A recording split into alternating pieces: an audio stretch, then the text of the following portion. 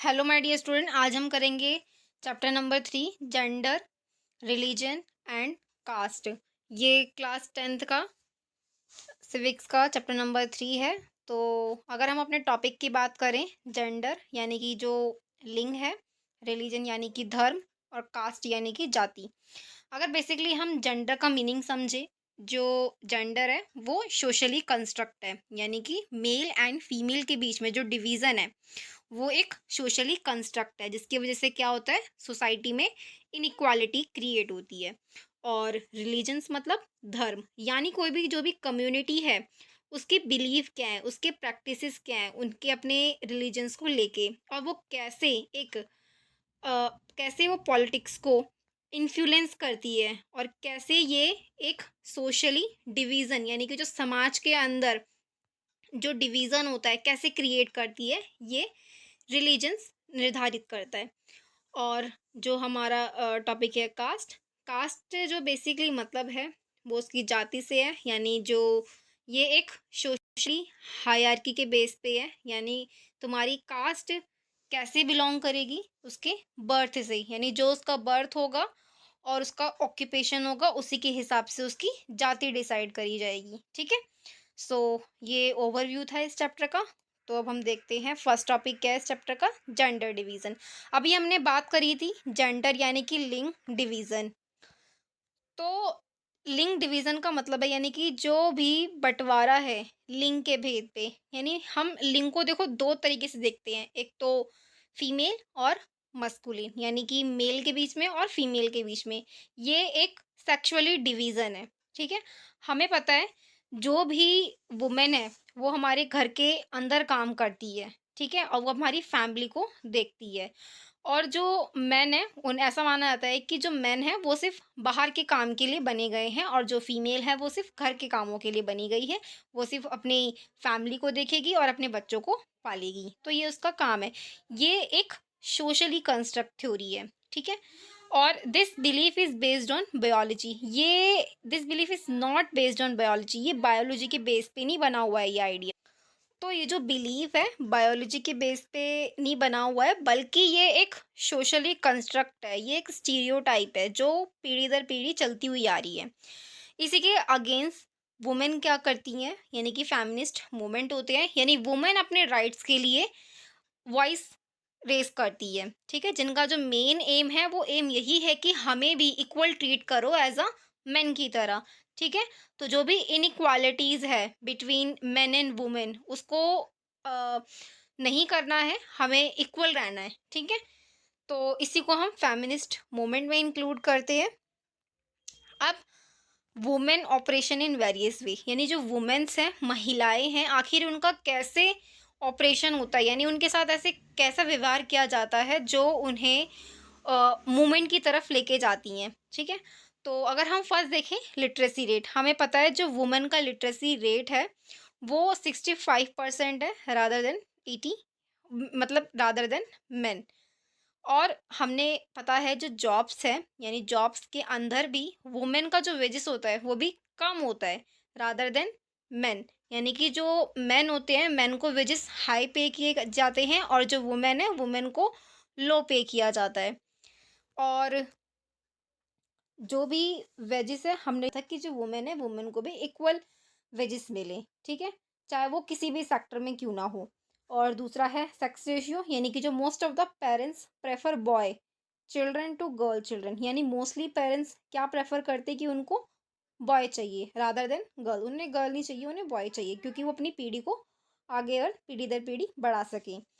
जिसकी वजह से क्या होता है, female infanticides and foeticides are common in our countries, जिसकी वजह से हमें पता है जो भ्रूण हत्या है वो आज एक कॉमन बन चुका है हमारी कंट्री में। ठीक है। जिसकी वजह से जो सेक्स रेशियो है वो भी अ, डगमगाता रहता है। ठीक है। कुछ सोशल इविल है, यानी पता है हमारी जो सोसाइटीज़ है, जो हमारी सोसाइटीज़ है, यानी अर्बन एरियाज़ और रूरल एरियाज़, ये दोनों में ही अगर हम देखें वहाँ पर पैट्रियार्की एक सोसाइटी है, यानी पैट्रियार्की यानी कि वहाँ पर मेल का डोमिनेंस ज़्यादा है। ठीक है। और जो वुमेन है अर्बन एरियाज़ हो वहाँ पे वुमेन सेफ नहीं है, ठीक है। आजकल हम जैसे केसेस देखने को मिलते हैं कि वुमेन्स के साथ डाउरी हरासमेंट हो रहा है, यानी कि दहेज के लिए उन्हें प्रताड़नाएँ दी जा रही है, ठीक है। उनके साथ फिज़िकल अब्यूज़ होता है, सेक्सुअल अब्यूज़ होता है, ठीक है, जो कि आज ये नॉर्मल बन चुका है, ठीक है। So these are the ways जिनकी वजह से जो वुमेन है उनको काफ़ी सारी प्रॉब्लम्स को फेस करना पड़ता है। तो इस प्रॉब्लम के लिए वो अपनी आवाज़ उठाते हैं कि हमारे साथ ऐसा क्यों हो रहा है, ठीक है। हमें भी तो इक्वल ट्रीट करवाओ, हम भी तो इक्वल हैं मेन की तरह, ठीक है। अब अगर हम देखें वुमेन पॉलिटिकल रिप्रेजेंटेशन, यानी जो वुमेन है, वुमेन का पॉलिटिक्स में कितना रिप्रेजेंटेशन है। हमें पता है जो वुमेन है पॉलिटिक्स में बहुत उनका कम रिप्रेजेंटेशन है। जैसे हमें पता है कि सिर्फ और सिर्फ विधानसभा में has never crossed 5% in any Vidhan Sabha, यानी कि 5% से ज़्यादा किसी भी विधानसभा में वुमेन का रिप्रेजेंटेशन है ही नहीं। एंड नेवर क्रॉस 12% इन लोकसभा, और लोकसभा में भी 12% से क्रॉस गया ही नहीं है, ठीक है। तो देख रहे हो कितना कम रिप्रेजेंटेशन है वुमेन का इन अ पॉलिटिक्स में। हमारा नेक्स्ट टॉपिक है religions, communalism and politics. First देखते हैं हम रिलीजन्स डिफरेंसेस पॉलिटिक्स, कैसे जो पॉलिटिक्स के अंदर है रिलीजन्स कैसे डिफरेंट है। हमें पता है human right activities allege that people from minority religions community suffer a lot whatever there is communal violence. हमें पता है जो भी एक्टिविस्ट मूवमेंट होते हैं वो ये आरोप लगाते हैं कि जितने भी माइनॉरिटी रिलीजन्स कम्युनिटी हैं उनको ज़्यादा सफ़र करना पड़ता है रादर देन जो मेजॉरिटी कम्युनिटी है, ठीक है, जिसे हम कम्युनल वायलेंस भी कहते हैं।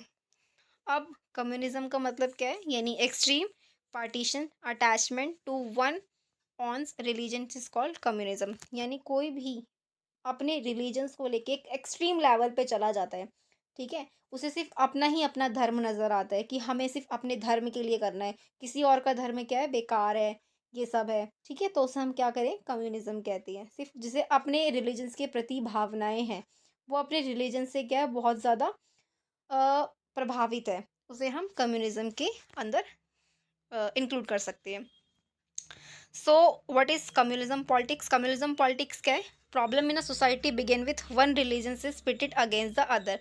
देखो कम्युनिज्म पॉलिटिक्स का मतलब, फर्स्ट अगर हम बात करें कि सोसाइटी में एक ये प्रॉब्लम देखने को मिलती है कि वो सिर्फ अपने ही रिलीजन्स को सुपीरियर मानने लगता है रादर देन अदर, यानी मेरा रिलीजन्स बहुत सुप्रीम है, तुम्हारा नहीं है, यानी कि वो अपने रिलीजन्स को एक टॉप लेवल पे समझता है, बाकी को कुछ नहीं समझता है। The problem become serious when demanded of one religions group is formed in opposition to other religions. अब ये प्रॉब्लम्स के खिलाफ क्या लड़ता है, अपोज करता है, ठीक है। And this problem become very acute when the government use it powerful and to fulfil the demand of only one religious group. और ये जब ज़्यादा प्रॉब्लम क्रिएट करने लग जाए, जब गवर्नमेंट भी सिर्फ और सिर्फ जो भी पावरफुल एक रिलीजन से सिर्फ और सिर्फ उसकी ही डिमांडों को फुलफिल करने लग जाती है। And this kind of using religion is called communal politics. इसी को हम क्या कहते हैं, कम्युनल पॉलिटिक्स कहते हैं। यानी जो पॉलिटिक्स के अंदर, यानी जो गवर्नमेंट है वो सिर्फ एक ही रिलीजन्स को बढ़ावा दे रही है, दूसरे को नहीं दे रही। यानी कि जब रिलीजन्स और यानी कि रिलीजन भी सिर्फ और सिर्फ एक रिलीजन्स, यानी जो वन जो सुपीरियर लेवल पे है उसको ही क्या कर रहे हैं, सिर्फ और सिर्फ सपोर्ट कर रहे हैं, और दूसरे रिलीजन को कुछ समझ ही नहीं रहे हैं। अब थ्योरी क्या है कम्युनिज्म पॉलिटिक्स की, तो देखते हैं। Religion is the main base of the formation of the society. देखो जो कम्युनिज्म है ना, उसका मानना क्या है ही कि एक सोसाइटी जब बनती है जब उसका कोई एक धर्म होता है, ठीक है। And the follower of religions must form one community, और जो भी उस धर्म के फॉलोअर हैं वो एक क्या बनाते हैं, कम्युनिटी बनाते हैं, यानी कि उसकी कम्युनिटी होगी ही होगी, ठीक है। The fundamental interest are the same, और जो भी उस रिलीजन है, रिलीजन्स का उसका एक ना एक पर्टिकुलर क्या होता है, एक इंटरेस्ट होता है उसका, उनका कॉमन एक गोल होता है कि हमारे रिलीजन्स का क्या है, ये कॉमन गोल है। तो ऐसे ही कम्युनिज्म पॉलिटिक्स के अंदर होता है। Why is the theory of common politics wrong. अब ये थ्योरी गलत क्यों है, देखो people of same religions do not have a same interest and aspiration in every context. हमें पता है जो लोग हैं बेशक वो सेम धर्म के क्यों ना हो, उनके कॉमन एक सेम कॉमन इंटरेस्ट कभी नहीं हो सकता है। उसका कुछ और हो सकता है, इसका कुछ और हो सकता है, इसका कुछ और हो सकता है, ठीक है। Every one has a different identities in different context. Her person की अपनी अपनी आइडेंटिटीज है और अलग अलग आइडेंटिटीज हैं, ठीक है। हर किसी के लिए उसके जो मोरल वैल्यूज़ हैं, उसके जो रिलीजन्स के लिए के आइडियाज़ है वो अलग हो सकते हैं। So that why the theory of communal politics is wrong. अब कुछ स्टेप लिए गए हैं टू कॉम्बैट कम्युनिज्म। हमें पता है इंडिया एक सेकुलर स्टेट है। सेकुलर का मतलब क्या होता है कि जो गवर्नमेंट है और रिलीजन्स है वो सेपरेट रहेंगे, यानी जो हमारी गवर्नमेंट है वो किसी एक वन पर्टिकुलर रिलीजन्स को प्रमोट नहीं करेगी, सबको इक्वली ट्रीट करेगी, उसे हम सेकुलर कहते हैं। तो इंडिया भी एक सेकुलर स्टेट है and there is a no official religions और स्टेट रिलीजन्स इन इंडिया। हमें पता है इंडिया जैसी कंट्री में कोई एक पर्टिकुलर ऑफिशियल एक रिलीजन्स नहीं है, ऑफिशियल नहीं है, ठीक है।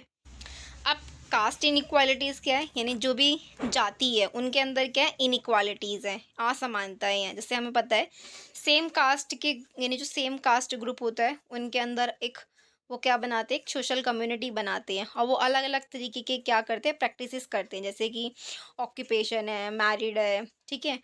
And did not eat with a member from one other caste group. जैसे कि जो अदर कास्ट का मेंबर है और जो यानी मतलब जो भी अलग कास्ट का होगा पर्सन, उसके साथ खाना तक भी नहीं खाते हैं, ठीक है। जैसे हमने पहले पढ़ा है पिछली क्लासेस में, इवन ये रियलिटी भी है कि जो दलित फैमिली है कुछ लोग उनके घर का पानी पीना भी पसंद नहीं करते हैं, ठीक है। अब why does caste system still persist, यानी क्यों आखिर देखते हैं कि most people prefer to marry within their own caste और ट्राइब। हमें पता है कि जो मोस्ट ऑफ द पीपल है वो अपनी ही कास्ट और ये ट्राइब है उन्हीं से ही मैरी करते हैं। And untouchability has no ended a completely. और हमें पता है कि जो अस्पष्ट था, यानी कि जो अनटचेबिलिटी है वो आज तक इन मॉडर्न एरा में भी वो अभी तक ख़त्म नहीं हुई है। And the caste group that had access to education have continue to do well. और इवन जो कास्ट ग्रुप है उन्हें अच्छा खासा प्रॉपर एजुकेशन मिल भी रही है, तो भी ये सब देख सकते हैं कि आज भी ये सब प्रॉब्लम्स फेस करने को मिल रही हैं। हाउ कास्ट इन्फ्लुएंस पॉलिटिक्स, यानी कि कास्ट कैसे पॉलिटिक्स को इन्फ्लुएंस करती है। When parties choose candidate in election they keep in mind the same, they keep the mind the caste the composition of the constituency. यानी जो भी इलेक्शन होता है, एक वन कैंडिडेट इलेक्शन में खड़ा होता है, वो अपने दिमाग में यही रखता है कि उस जो भी कंस्टिट्यूएंसी है उसका कास्ट के बेस पे ही वो खड़ा होता है, ठीक है। मान लो एक कंस्टिट्यूएंसी है, यानी एक ऐसा एरिया है जहाँ पर सिर्फ और सिर्फ हिंदूज़ ही हिंदूज़ हैं, तो वहाँ से हिंदू की मेजोरिटी ज़्यादा है, तो वहाँ से एक हिंदू कैंडिडेट है वही ही खड़ा होगा, क्योंकि पता है उसे उसको किसकी वोट मिलेगी, जो हिंदू पीपल है वही लोग ही उसे इलेक्ट करेंगे, ठीक है। And political parties and candidate appealing the caste sentiment of the people. और जो कैंडिडेट होता है वो इसी आधार पर भी वोट ही मांगता है, ठीक है। Caste alone can not determine Indian election. तो no parliamentary constituency in the country has a clear majority of one single caste and no party win with the votes of all the voter of a caste और our community. मतलब ज़रूरी नहीं है कि कोई भी party है वो सिर्फ और सिर्फ एक पर्टिकुलर कास्ट और कम्युनिटी के बेस पे ही जीत रही है, ठीक है। If the caste group has many to choose from and other group have none, if the there were to be vote only on the basis of the caste, the voter attached to his party and his party ideology can be stronger than his attachment to his caste group। जो भी voter है वो जिस party से अगर attach भी है, लेकिन अगर उस पार्टी की जो आइडियोलॉजी है उस पर्सन से मैच खा रही है, तो वो तभी जाके उसको वो वोट करेगा, ठीक है। अब the outcome of political expression of caste. It has provided space and opportunity for disadvantaged group to demand their shared power। अब इसी के कारण क्या हुआ, कुछ जो डिसएडवांटेजेस ग्रुप थे उन्होंने अपने राइट्स के लिए, पावर के लिए क्या करा, डिमांड करते हैं ये लोग कि इन्हें भी स्पेस मिलनी चाहिए, अपॉर्चुनिटी मिलनी चाहिए कि ये भी अपने लिए वॉइस खड़ी कर सकें। It also has help them to fight for social justice, और इसी प्रकार से इन्हें अपने सोशल जस्टिस के लिए यानी सामाजिक न्याय के लिए भी ये लड़ सके, इसके लिए भी ये मदद करती है। And caste based political is clearly not healthy in democracy. हमें पता है किसी भी डेमोक्रेसी कंट्री के लिए caste based politics is not good. It can divert attention from other people issue like poverty, development and corruption. अगर हमें पता है अगर हम कास्ट के बेस पे ही वोट करेंगे तो जो हमारे अदर सेक्टर हैं जैसे कि पोवर्टी, एम्प्लॉयमेंट, करप्शन, इन सब पे ध्यान ही नहीं जाएगा, ठीक है, तो और वो कुछ कर ही नहीं पाएंगे और इसका लेवल और भी ज़्यादा गिरता जाएगा। And it can also lead to tension, conflict and violence. और अगर ऐसा होता रहेगा तो कम्युनिटीज़ के बीच में, दो डिफरेंट डिफरेंट कम्युनिटीज़ के बीच में क्या होगा, कन्फ्लिक्ट होगा, टेंशन होगा और वायलेंस भी हो सकता है। सो आई होप कि आपको ये चैप्टर समझ में आया होगा। अगर आपको कोई प्रॉब्लम हो तो आप कमेंट करके पूछ सकते हैं। So thanks for watching guys, please like, share and subscribe.